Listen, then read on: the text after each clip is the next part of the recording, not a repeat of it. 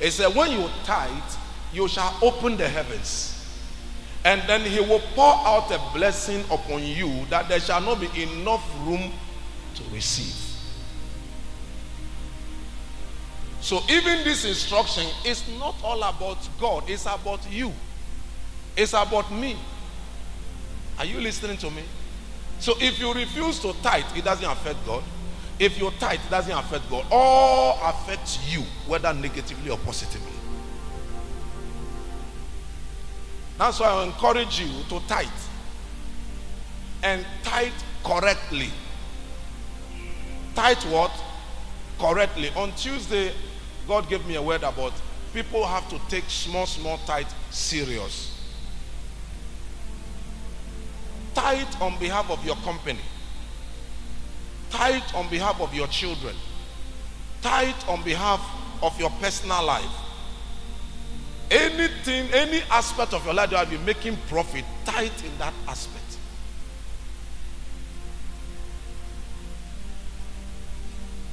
What is tithe? Tithe is 10% of every profit you make in life. God said 10% belongs to you. So the benefit is so huge. The benefit is so huge. And the benefit is not for God. The benefit is for you. You are the beneficiary.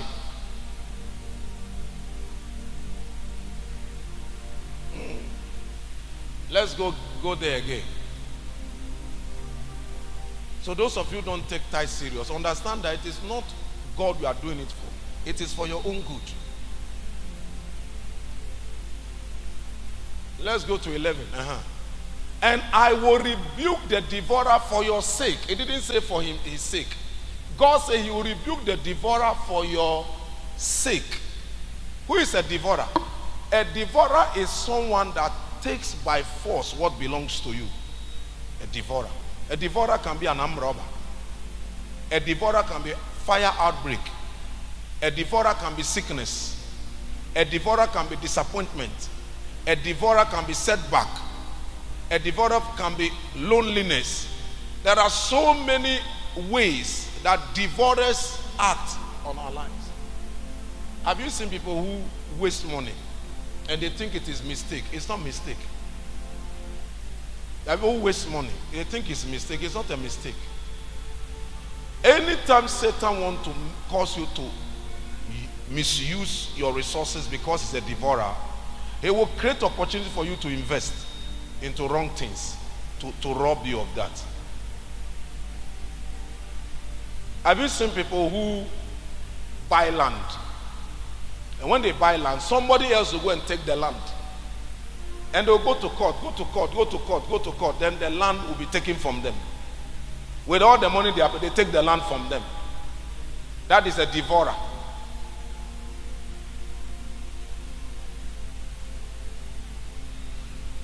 A devourer can be as a young man that you have met a girl that you want to marry. You took the girl to school. You paid the girl's school fees. Many have suffered such things. Pay the girl's school fees. Rent an apartment for the mother of the girl. That's all. You did everything that a lover needs to do. And after graduation, the lady met some guys in the university who are more romantic, who are more flexible to move with, who are more in slanging. They slang. And they control the English language. And they don't use she for he. They know how to handle fork and knife. They are decent. They are always dressed gentle. And then they compare the two of you. And then he said that, oh, it's a wrong choice I have made. Please, if it's possible, I can compensate you. That is a devourer. He has wasted all your money and go and marry another person. So this is the way the devourer acts. A devourer can be your phone. They steal your phone.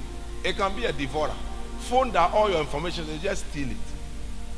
Like one their brother who they have two phones they used to do business with. And he was sleeping like that. And then they use cassava stick with glue. And then they touch the phone like that, tiam, and draw it gradually, and took it. When he woke up, there was no food. It's a devourer.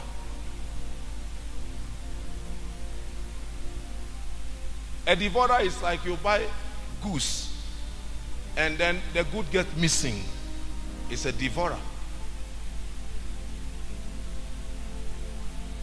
Devourer can be acting in so many ways. A devourer can be your car, can enter your car. You are driving like that. They say that thing, unless they import it from America, it's a devourer. He said, I will rebuke the devourer for your sake. Some of you, the kind of money you are wasting on people, if you should calculate, you will see that it is a devourer. He's devouring you gradually. It's spoiling. It's some of the money you have used can build, it can have great investment. But the devil, who is a thief, has stolen from you. Even some devourers can blind you. You go into a shop like that, you want to buy clothes. They say this is 1.5, this is 1.6, this is 7 point something.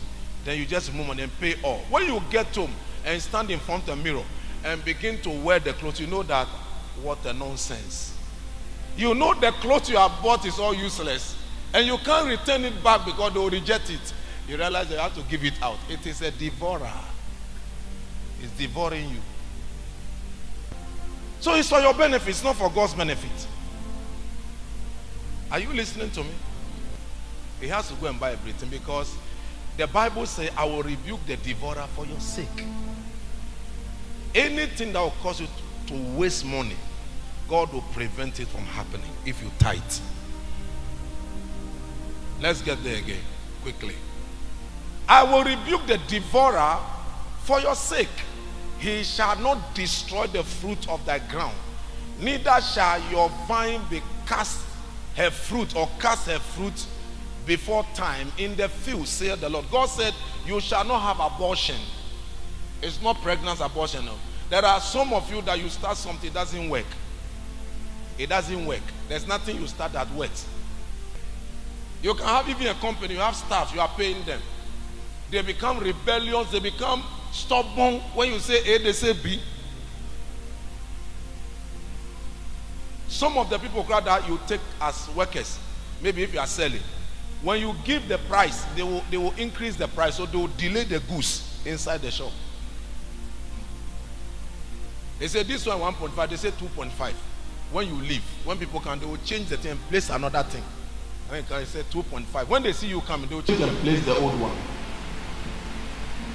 Devourers. He said, I will prevent the devourer from making you to cast a fruit before time.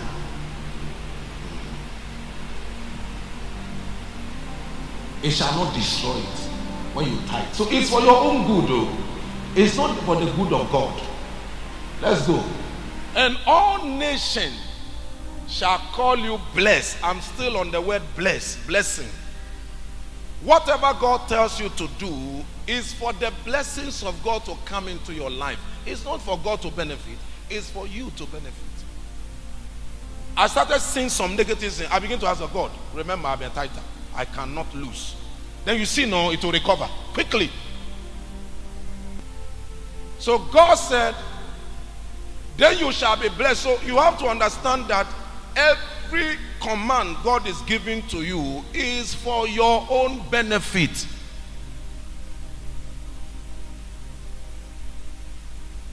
So those of you who don't tithe, begin to change your mind because it's for your own benefit, for your own good. And don't listen to what people are saying on the internet. Don't listen to it. Just understand the word of God, that God said do it. I've been doing it since. The church, we've been doing it since. And we've seen so much improvement in our lives. We've seen so much. And on Tuesday, those of you who were on the meeting, I told you that you need to have an envelope in the house. This brown big envelope in your house. Anytime you make any profit outside your pay, take the tithe and put it in that envelope. Let that envelope remain there as your tithe bank.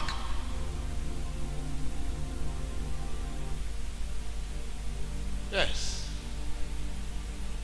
When you are faithful in your tithe, a lot of things will not happen to your life.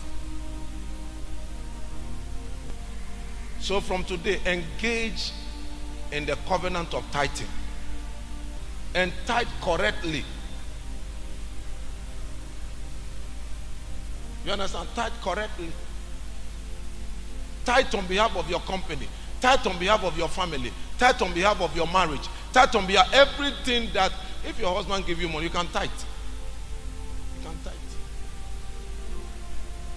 And one thing you need to do, when you tithe with understanding that God's requirements on your life. You are doing God's will. You are doing God's will. Proverbs 3. On verse 1. My son, forget not my law, but let thy heart keep my commandments. It's telling you. 2. For lengthening of days and long life and peace shall they added to you. It's always emphasizing on you. It said when you do the will of God, it will add. 3. Let not mercy and truth forsake thee. Forsake thee, bind them about thy neck. Write them upon the tables of thy heart. Let's go on. 4. So shalt thou find favor and good understanding in the sight of God and man. 5. Trust in the Lord with all thy heart. Lean not unto thy own understanding. 6. In all thy ways acknowledge him, and he shall direct your path. 7. Be not wise in thy own eyes. Fear the Lord and depart from evil. 8. And it shall be held to thy nerves and to thy marrow and to thy bones. Let's go to 9 quickly.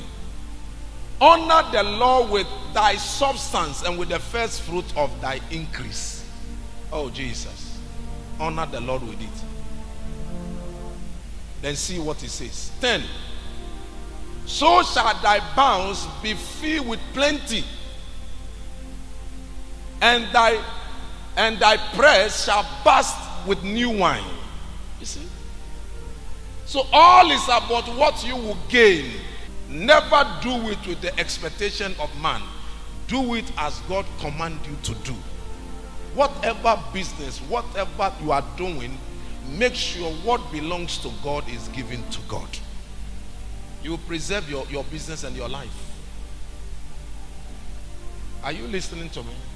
Yes. No matter how hard the ground is, if you step there, because of the blessing, it will work. Anything that they say is impossible, when you step there, it will begin to change.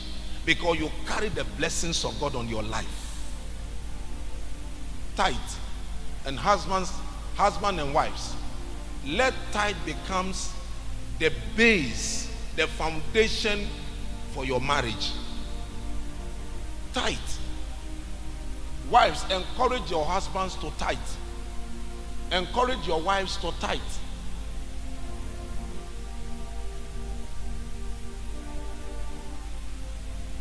After this prayer this morning, the Lord will give you grace to tithe faithfully. Last week when I was sharing with you on attitude concerning how we give, tithe also have an attitude. As you tithe, know that it is God you are dealing with, not man. So no loss. When you tithe, God saves you from losses and destruction. So your tithe is your covenant with God. From today, take your tithe serious. If God willing, next week, God give us life and Jesus tarry, I will also continue to teach you on other aspects of giving. And I trust the Lord for your life to be blessed. In Jesus' mighty name. Rise up.